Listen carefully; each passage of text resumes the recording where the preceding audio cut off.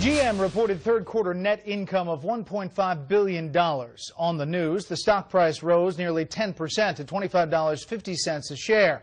That's less than half of what's needed for taxpayers to be repaid. In the battleground state of Ohio, the terms of that bailout deal are still not sitting well with a number of Delphi workers. Correspondent Steve Brown has more.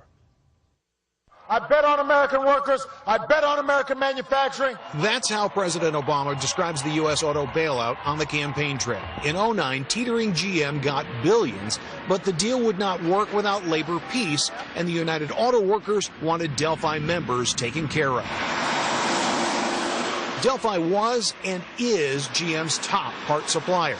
At the same time of the bailout, Delphi itself was wading through bankruptcy. It canceled its employee pensions, handing off the remains to the federal government. A nightmare for Delphi retirees. My pension went from $2,550 a month, guaranteed, to the federal government saying you can get $385 a month. Almost 30,000 Delphi UAW members like Rick Tincher were the folks the International Union wanted helped. If GM fully restored the union's Delphi pensions, the UAW would go along with the bailout.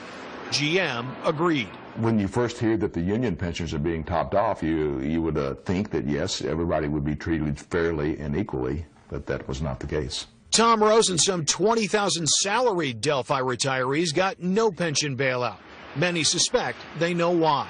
The union had political connections, and we did not. That's it. That's it.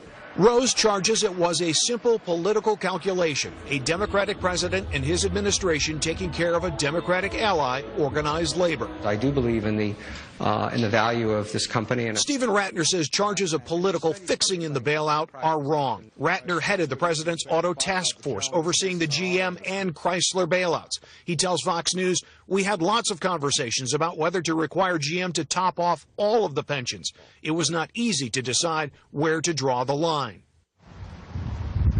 Rattner says UAW workers had to be in the factories if the GM bailout was going to work, so they drew the line at topping off the Delphi UAW pensions. Brett? Steve Brown live in Ohio today.